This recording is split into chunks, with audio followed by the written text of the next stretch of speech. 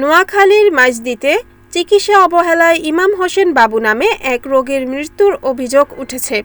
স্বজনদের অভিযোগ, প্রাইম হাসপাতালে ভর্তির পর সঠিক সময় চিকিৎসা না পাওয়ায় এবং অবহেলার কারণে রোগীর মৃত্যু হয়েছে।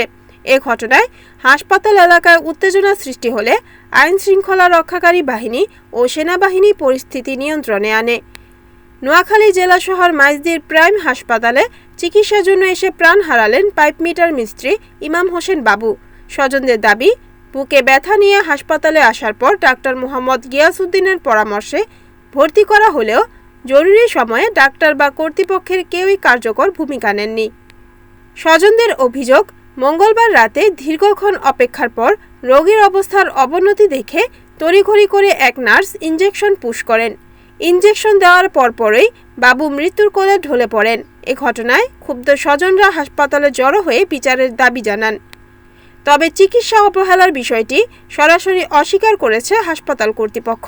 তাদের দাবি, ডাক্তারের পরামর্শ অনুসারে চিকিৎসা দেওয়া হয়েছিল এবং স্বাভাবিক প্রক্রিয়ায় ইনজেকশন দেওয়ার পর রোগীর মৃত্যু হয়।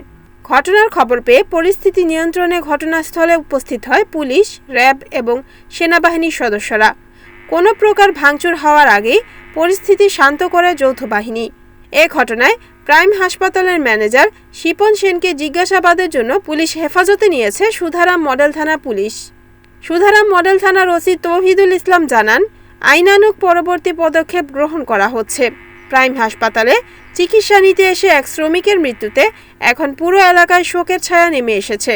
ঘটনার সঠিক তদন্ত ও বিচারের দাবি জানিয়েছেন নিহত বাবুর স্বজনরা। উল্লেখ্য, এর আগেও প্রাইম হাসপাতালে অনেক অপ্রীতিকর ঘটনা ঘটেছে।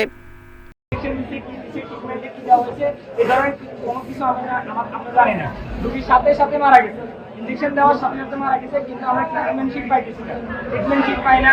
আমাদের হসপিটাল ম্যানেজমেন্ট থেকে আমরা কোনো তথ্য চাইলে কোনো তথ্য আমাদেরকে দিতেছে না। আমরা কাউন্টারে কাউকে পাইতেছি না, আমাদেরকে হয়রানি করতেছে। আমরা লাস্ট নিয়ে কান্নাকাটি করতেছি। আমাদের এলাকা থেকে আমাদের ভাই বন্ধু, বড় ভাই, ছোট ভাই, আমরা এগুলো আসছি, কেউ হয়রানি হয়ে কান্নাকাটি করতেছে, ওনার জন্য আফসোস করতেছে। কিন্তু থানা থেকে লোক আসে, আমরা থানা থেকে কোনো ধরনের অভিযোগ দিই না এখনো।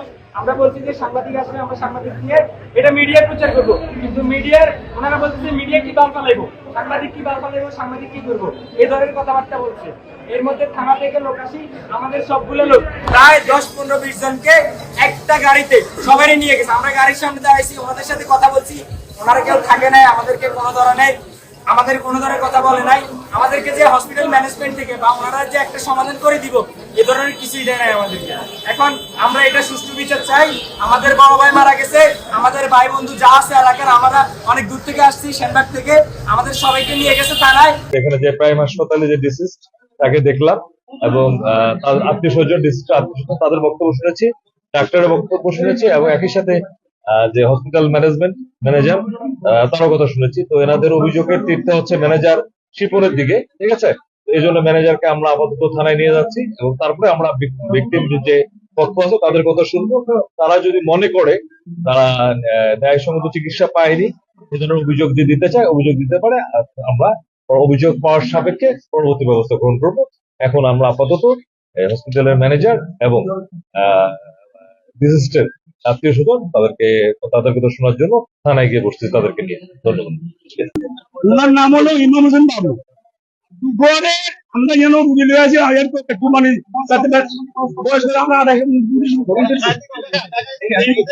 ওনার 29 বছর বয়স চলে, বুঝলেন। রুগী দেখেন, রুগীর কোনো শরীর মধ্যে একটা কুয়া টাকা নেই, বুঝলেন। হ্যাঁ, আসছে, আমরা রুগী নিয়ে আসি, আসি আর দেখাচ্ছি। ডাক্তার ছিল কি আছে আমি জানি না, ডাক্তার বলে আমরা রুগী ভর্তি করেন, রুগী সাইজে জায়গায় ভর্তি করেন। ভর্তি করাতে একবার কত করেন, আবার 3 তলা করেন, আপনি 5 তলা করেন, লাস্ট 5 তলা ভর্তি করেছে। যদি ব্যথা থাকে সিটি করাইবো, এক্সরে করাইবো, রুগীর রোগ নির্ণয় করে যাবে, ইনজেকশন দিবে। কোন রোগ নির্ণয় করতে 3 ঘন্টা হতে হয় পরে না, আমরা ইনজেকশন আমাদের কাছে নাই, নিচে যান একটা লোক আছে আমাদের ইনজেকশন দেয়, মারার সাথে আমার বলতে পারি দিচ্ছে,